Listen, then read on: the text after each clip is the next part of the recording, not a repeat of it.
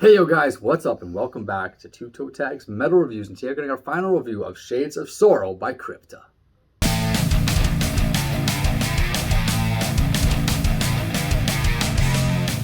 So this is an album that we were both pretty hyped for going into it, and we spent all week listening to it. And I would like to pass the floor to TV Fish to see his thoughts after a week of listening. Well, first thing I'm going to mention about this album is something I'd also like to know your thoughts on. The intro, interlude, and closer tracks. Outro. I remember you said last week, they might be the kind of like whatever, I might just skip them kind of tracks. Mm-hmm. I had zero problem with them, and that's a really good thing for intro, interlude, and outro, because they just kind of came and went. The longest one is 1 minute and 1 second, so it's the kind of thing like you don't even notice. Let me ask you something though. Were you listening from beginning to end, or were you shuffling? I think I only shuffled like once or twice. I rarely. Let me tell you my issue with listening from beginning to end is that when it finishes, you have the closing track and then the intro track back to back. So it's two interludes back to back, and that to me was annoying. So I was like, I don't want to listen to it, so I might skip. So that's what I found myself doing. Okay, I get it. But that's like a very niche scenario, though. Like if you're gonna well. It could be, yeah. If you really are into the album, yeah, you want to spin it over and over and over. But if we're gonna think like a realistic scenario, if you wanna, suggest this album to someone, would you say, well, watch out if you put it on loop because you're gonna get outro into intro? No, not necessarily. I feel like that might be a little bit of a weird. But for the people that do listen to it on repeat, then yeah, that might pose an issue. There's a repeat button on Spotify and other streaming platforms for a reason, right? Because people like to loop albums. So in that respect, that's where my issue comes in. To have them kind of end up being back to back, and there's not much substance to either of them. It just involves a skip for me. Yeah, that's the. If I were to have a criticism on them, the only one I would is that it didn't really feel like they, really did much. But I can't fault them too hard because they're so short that you barely notice. Well, the limbo is in the middle of the album. That's a different story. Well, that one, I mean, I guess it's a bit of a transitional track. It is, and I like that better because it kind of gives you a break between tracks. It kind of is right in the middle of the album. It does give you a breather because the album is pretty intense. It gives you a breather. So there's more of a purpose with that one, and it's not piggybacked or pre-seen by another track similar to it. So I'm thinking like if the intro track properly was flowing into Dark Clouds, like the aftermath into Dark Clouds, if it kind of made sense, or if Dark Clouds played on stuff in the aftermath, which maybe it doesn't. I didn't even notice. I didn't get it. So that part. So yeah, I don't think it does. Anyway, to get into the meat and potatoes of this album, it was an interesting experience for me. At first, on first listen, I loved it, right? And then as I started listening throughout the first half of the week, I started to think to myself, well, all the songs kind of, to me at the time, felt like they were doing a similar thing to each other. Just brutal riff, cool vocals, stuff. It kind of felt like you just kind of get to that level and you're just kind of there the entire time. And that was an issue I started to have with the album, where I'm like, well, this sounds cool, but it's just kind of always going to the same place. But I really... I thought to myself, is that true? I don't know. I had a really interesting time with this album because I felt... You have to pull out your scalpel and dissect it. I had to really say, is that really a problem? What is going on? Because obviously, it's a very subjective. It's just our opinions, right? Mm. And on top of that, how you feel can dictate how you feel about what you're listening to. Maybe you're just not feeling it in that moment. Yep. Maybe you are feeling it in a different moment. There's so many variables that can come down to enjoyment for an album. Yes. On top of just the quality of the album. Right. So I understood, well, this is a quality album, but something wasn't vibing. It wasn't clicking, yeah. It wasn't clicking, and I was confused. I'm thinking, what the heck? This is cool, though. Or is it?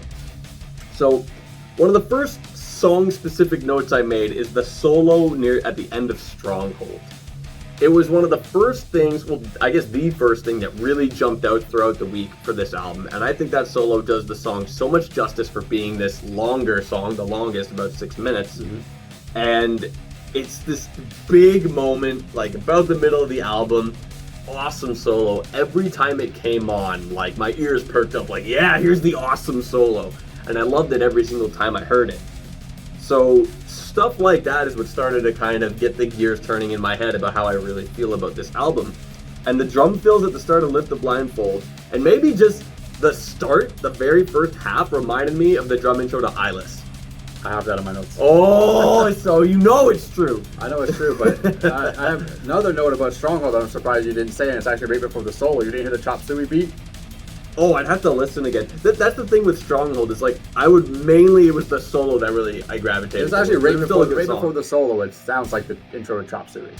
Really? Yeah. Okay, I'd have to It's not listen, exact, but it's pretty close. I'd have to listen to it with that in mind. Same with the Eyeless beat. It's not exact, but it's pretty close. It's like I said, specifically the first half of it reminded me Yeah. a bit more of Eyeless. Yeah. Now, I started to think to myself, like, near the end of the week, like, okay, what are my favorite tracks? And I started writing down tracks that I knew I enjoyed when I was listening to the album. I'm like, this is almost the whole album. But then I thought, like, okay, well, which one of these are really, like, the best of the best? And I listened again with even more focus and thought, these ones are the ones that really, really kick ass. The Outsider, love that song. The riff, fucking sinister. Every time she screams, I am the outsider, makes you want to scream along. Awesome, awesome song. Stronghold, I already mentioned that one, and it was the first one to jump out at me. I'm surprised that's a highlight for you. That's interesting. It's just, the biggest reason is the solo. Because it's just so good every time it comes on. I think, yeah, that solo's sick. The Other Side of Anger, and I mentioned it last week, we reacted to it even. Just an awesome song. I love the way that it picks up after the middle point of the album.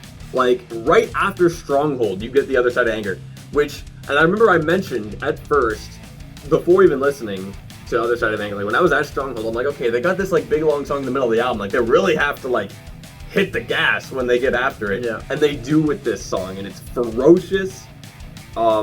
It has an awesome hook, and that, I think, is another big plus with this album. Straight up death / thrash / black metal. It's a really cool hybrid of the three. Yeah. And you have that straightforward, like, that's what it is, but they have cool hooks and melodies that get stuck in your head when you listen to these songs. And I think that's a massive plus, because now you have these badass songs that are anthemic, that you can feel like you can really sing along to, and you can jive with those melodies. Both of the singles have that to them, and those both also have key changes to them.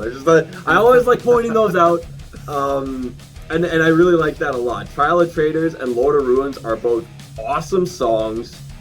And another song that I want to mention, and this isn't because it's like one of those ultimate super standout tracks, but it's something I noticed a lot of depth in. What's that? That's Lullaby for the Forsaken.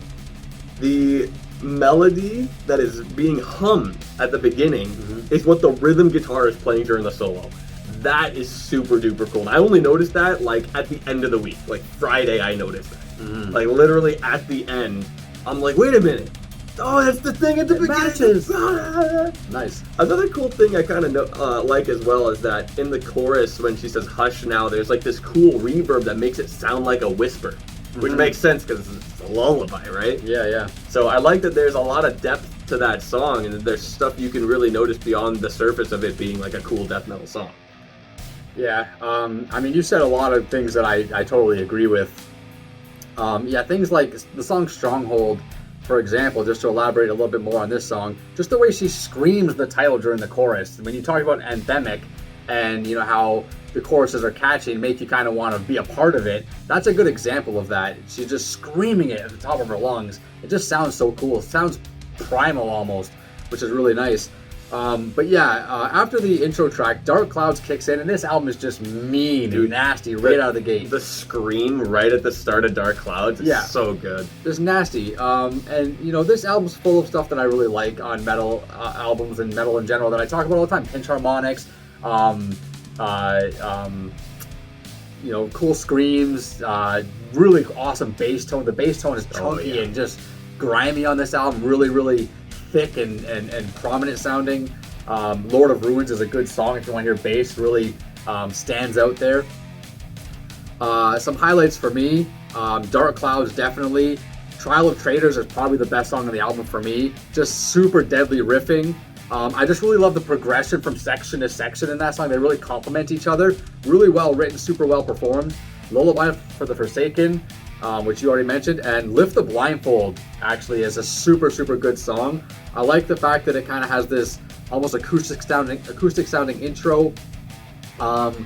The vocals, there's something about the vocals on this one, as certain parts that sounded a little bit different, which I like. I like that there's an attempt at different style and vocal range. The guitar solo is super good on this one, and I also have a lot of Lamb of God vibes on this song. And it also has that Slipknot-esque drum beat at that one part. So there's a lot going on in this song, and it's kind of really impressive how it's all packed into one, 5 or 6 minute long, structure.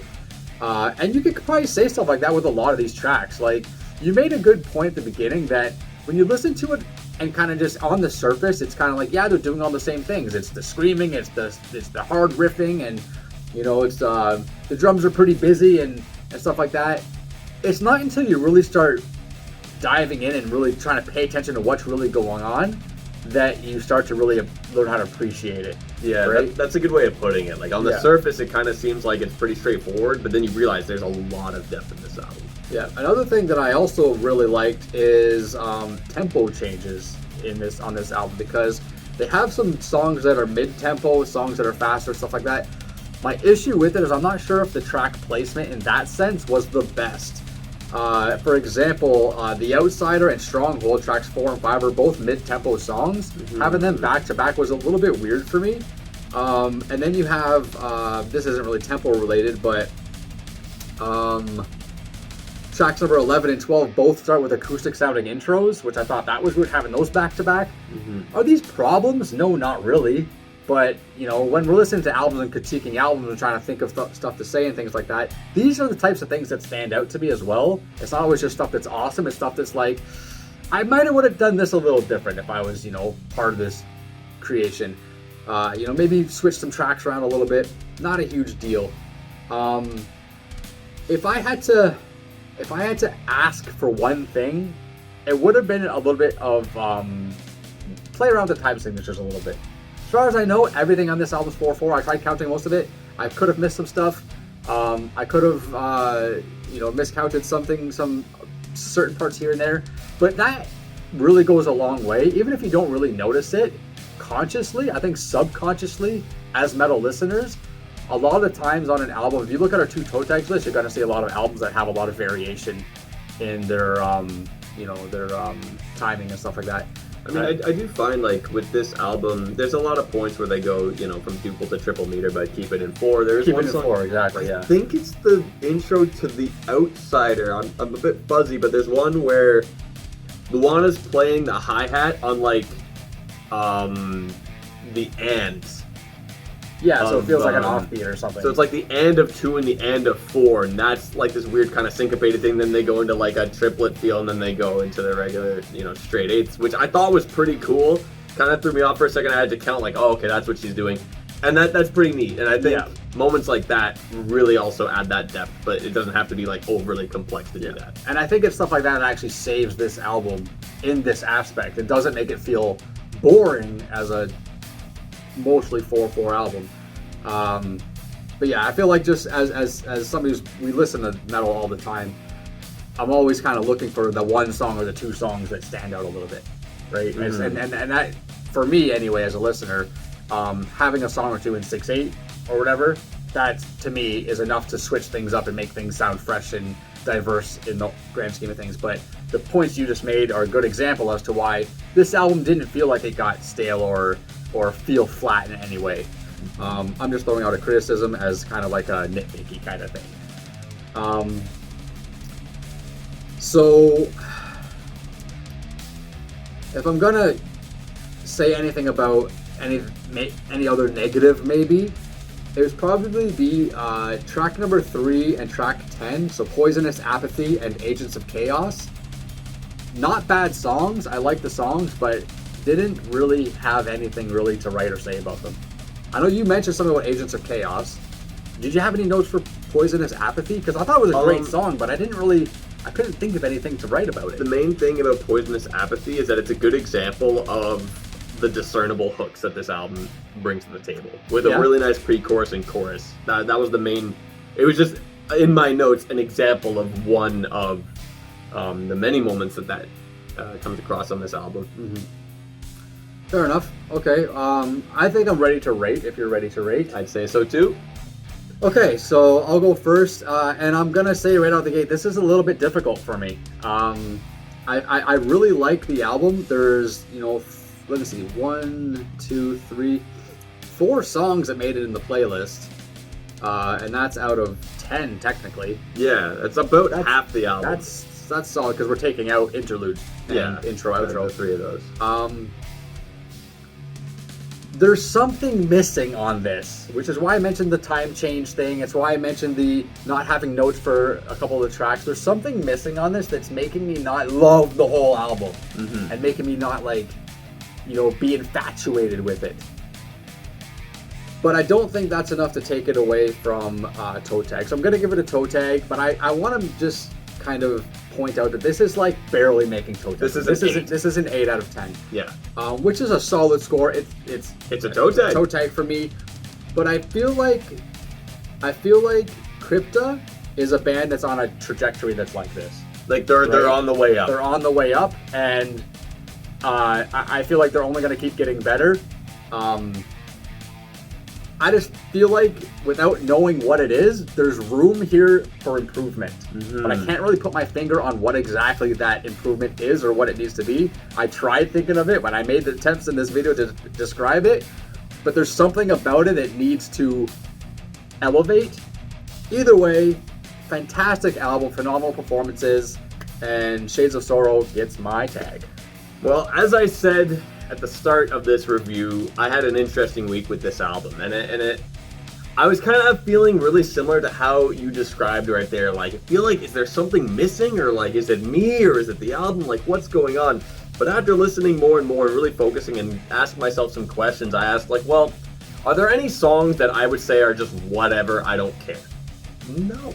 Because even the songs I wouldn't have notes for are still good songs that I enjoy when I put them on. Yeah. I could put this album on, and I dislike 0 tracks. There are 0 bad tracks. No. There's only good or better. Yeah. And there are multiple kick-ass tracks. There's a lot of standout moments that maybe I had to look for, but that's why we do things the way we do them. Yeah. And this album kind of had a little bit of the Rocky 3 experience where it was kind of there at the top, fell, and then clawed its way back. So for me, it gets a toe tag as well. Oh wow! Okay, I was almost expecting that to not happen. I honestly, I was really back and forth for a while, but when I got to the end of it, I really thought this album has a lot of sick stuff in it. Yeah. No bad tracks. Yeah. Like, it's really strong. But I can agree with you that I think this band is only going to improve from here. That's true. So Shades of Sorrow is going on the 2 toe tags list. Crypta, good job, awesome album. We're looking forward to more. And yeah, guys, that's it for this review. So leave your thoughts down below and let us know if you agree with our scores and all the things we said. Let us know your thoughts on the album after a week of listening to it. Hope you guys like it as much as we did.